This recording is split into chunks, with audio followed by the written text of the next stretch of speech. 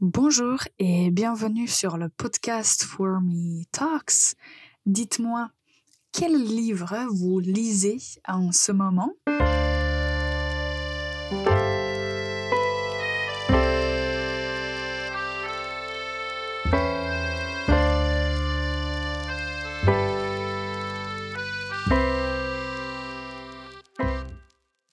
Bonjour et bienvenue pour ce nouvel épisode du podcast For Me Talks, le podcast pour les apprenants de la langue française qui aiment apprendre le français, améliorer les compétences.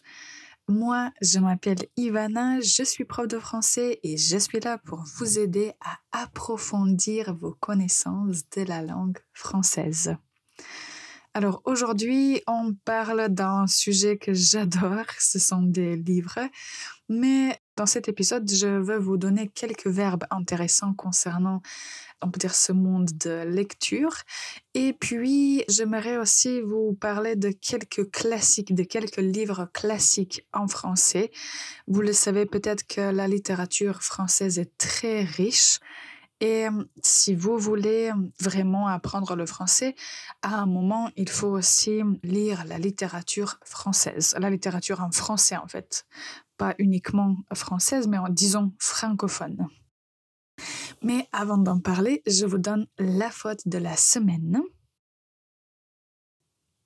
J'ai lu un livre intéressant.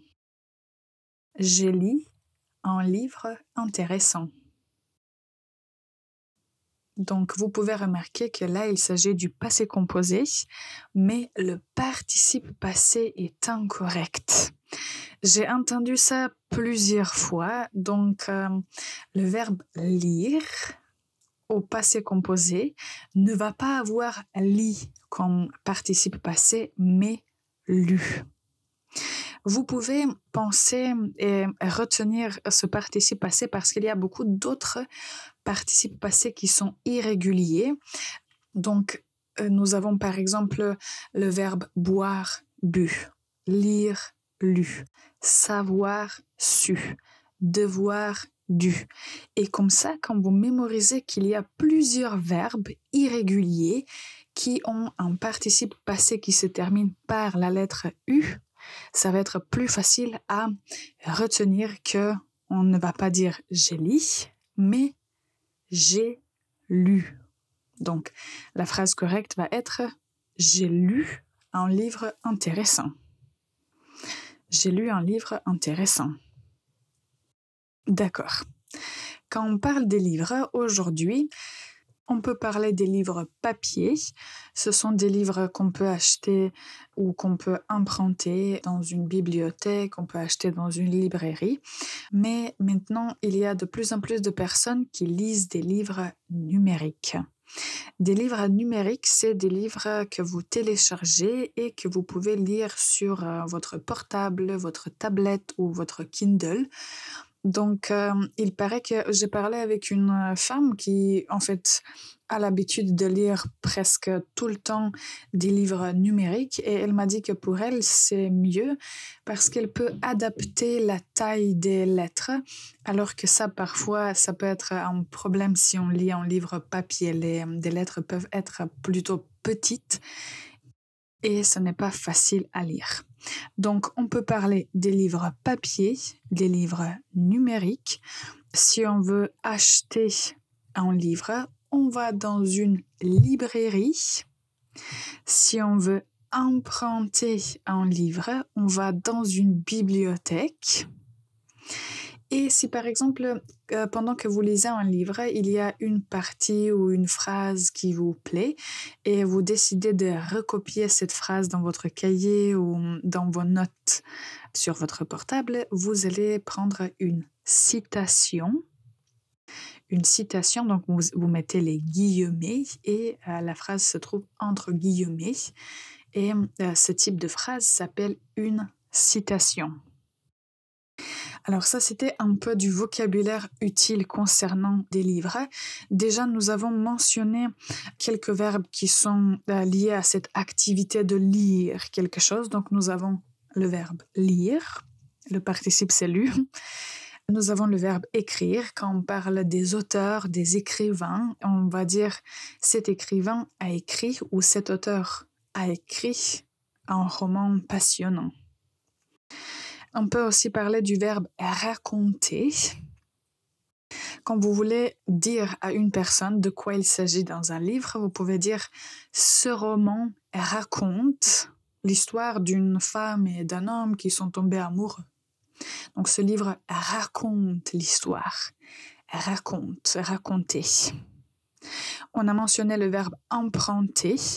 Donc si vous avez l'habitude d'aller à la bibliothèque, vous prenez un livre et après il faut le retourner quand vous finissez de le lire. Vous empruntez un livre, un roman à la bibliothèque. Et le dernier verbe que j'ai voulu mentionner, c'est un verbe que j'aime bien, feuilleter. Donc on dit une feuille de papier et si on feuillette un magazine ou un livre, feuilleter signifie qu'on tourne les pages. Feuilleter. J'adore feuilleter un magazine pendant que je prends mon café. Feuilleter. Alors maintenant, on fait une toute petite pause. Après, je vous parle de quelques bienfaits de la lecture et je vous donne quelques exemples classiques, quelques exemples de classiques français qu'il faut connaître. On revient dans un instant. This podcast, For Me Talks, is sponsored by For Me Languages, an online language school. To book your first class, check out the website www.formelanguages.com. Bonjour et bienvenue encore une fois pour ce nouvel épisode du podcast For Me Talks. Aujourd'hui, on parle de la lecture. Nous avons déjà mentionné un livre papier, un livre numérique, la bibliothèque, la librairie et la citation comme du vocabulaire utile au sujet de la lecture. Les verbes qu'on a mentionnés étaient lire, écrire, raconter, emprunter et feuilleter. Et maintenant, juste tout brièvement à propos des bienfaits de la lecture et en fait des bienfaits, pourquoi c'est bien de lire des livres, comment ça peut contribuer à votre apprentissage du français.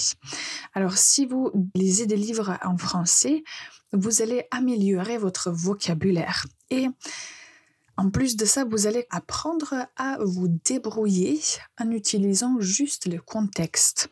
Quand vous lisez un livre, si vous ne connaissez pas un mot, c'est bien de consulter le dictionnaire. Mais si vous le faites trop souvent, vous n'allez pas lire un livre. Donc, ça ne sert pas à grand-chose d'avoir recours au dictionnaire tout le temps. Donc, en lisant, vous améliorez votre vocabulaire et vous apprenez comment comprendre la signification en utilisant le contexte. Une autre chose concernant le contexte, c'est que vous allez pouvoir découvrir et apprendre les expressions, beaucoup d'expressions idiomatiques. En français, il y en a beaucoup et lire en français, ça vous aide à apprendre celles qui sont, on peut dire, les plus souvent utilisées. Et en plus de tout ça, quand vous lisez des livres en français, peu importe si vous lisez des classiques ou des livres contemporains, ça vous aide à mieux comprendre la culture et l'histoire française et francophone. Parce que vraiment, en lisant, on peut apprendre beaucoup sur la culture. Et ça, je trouve que c'est très important. C'est pas juste important de connaître toutes les règles de grammaire, mais il faut aussi connaître la culture de la langue que vous apprenez. Alors maintenant, je voulais vous donner quelques exemples de classiques. Ça, c'est, disons, pour la culture générale. Vous pouvez lire ces livres classiques si vous aimez ce genre de littérature, mais parfois, certains livres peuvent être assez difficiles à lire, mais si vous avez le temps, vous pouvez lire des extraits juste pour voir de quoi il s'agit, pour avoir une idée générale. Le premier livre dont j'ai voulu juste parler et le mentionner, c'est Le Petit Prince. Le Petit Prince. L'écrivain est Antoine de Saint-Exupéry. Et c'est un livre qui est plutôt petit, donc si vous décidez de le lire, ça ne va pas être un grand défi concernant la taille du livre. Et c'est un vrai classique. Et il y a en fait beaucoup de choses à apprendre. On dit que ce n'est pas un livre pour enfants. Donc si vous voulez commencer à lire en français, commencez par Le Petit Prince. Un autre livre qui est très connu, ce sont Les Fables de Jean de La Fontaine. D'habitude, on va dire Les Fables de La Fontaine. Peut-être que vous en avez lu dans votre langue maternelle parce qu'il s'agit des histoires, des récits qui sont courts et qui parlent des idées universelles, des morales universelles. Et je crois que ça pourrait aussi être utile à lire en français. Les Fables. Un livre qu'on recommande beaucoup, même moi quand j'étais en première année à l'université, les professeurs nous ont conseillé de lire L'étranger d'Albert Camus, parce que c'est un roman qui est intéressant à lire, mais le vocabulaire, la façon dont le livre est écrit n'est pas difficile à comprendre. Donc ça, c'est un livre qu'on conseille aux apprenants intermédiaires. Donc si votre niveau de français est, disons, B1 ou B2, vous pouvez essayer de lire L'étranger. Ça, c'est vraiment un classique français. Un autre classique de la littérature française, c'est Madame Bovary. Madame Bovary, c'est Gustave Flaubert qui a écrit ce livre. C'est un livre plutôt gros, on peut dire, mais c'est un chef-d'œuvre du réalisme. Ça, c'est un mouvement littéraire. Donc, si vous aimez des classiques, vous pouvez essayer de lire Madame Bovary. C'est un excellent livre. Et le dernier livre que j'ai voulu mentionner parce que ça représente Paris, c'est le livre de Victor Hugo. Victor Hugo, c'est un auteur français très important. Et le livre que j'ai voulu mentionner, c'est Les Misérables.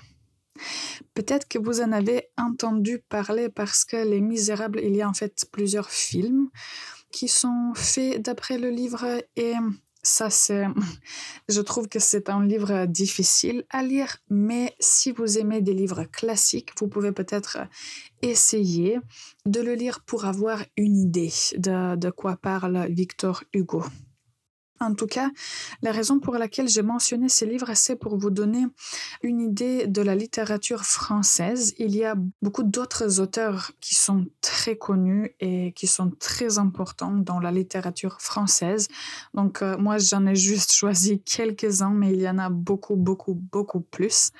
Mais pour votre culture générale, c'est bien de connaître quelques auteurs français. Il y a d'autres choses dont je voulais parler, mais ça, on va garder pour une prochaine fois. Donc aujourd'hui, nous avons parlé de la lecture, on a mentionné un peu de vocabulaire utile, quelques verbes importants. Je vous ai parlé des classiques français, donc nous avons Le Petit Prince, Les Fables, L'étranger, Madame Bovary et Les Misérables. Si vous avez des questions ou s'il y a un livre que vous avez lu récemment en français ou d'un auteur français ou francophone, n'hésitez pas à nous écrire dans les commentaires. J'aime bien des recommandations parce que j'adore lire et la littérature française, je l'aime bien. J'aime bien lire des auteurs français et francophones.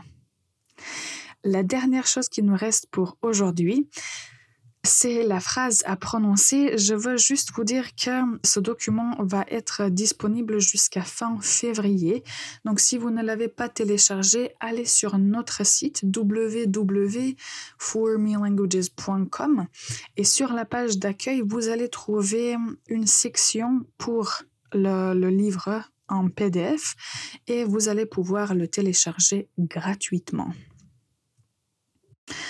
La phrase pour aujourd'hui, c'est « As-tu besoin de moi ?»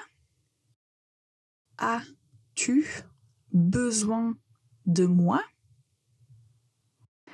Donc, si vous voulez aider quelqu'un, vous pouvez lui poser cette question. Vous pouvez même dire « Tu as besoin de moi ?» Tu as besoin de moi? Et de cette façon, en fait, vous demandez « Tu as besoin d'aide? Tu as besoin d'aide? » C'est une question très pratique à chaque fois que vous voulez être poli et que vous voulez aider une personne qui se trouve dans votre entourage. As-tu besoin de moi? Cette phrase, vous la retrouverez sous le numéro 22 dans notre document qui contient 50 phrases essentielles. En tout cas, cet épisode pour moi était intéressant parce que, comme je vous ai dit, j'aime beaucoup lire.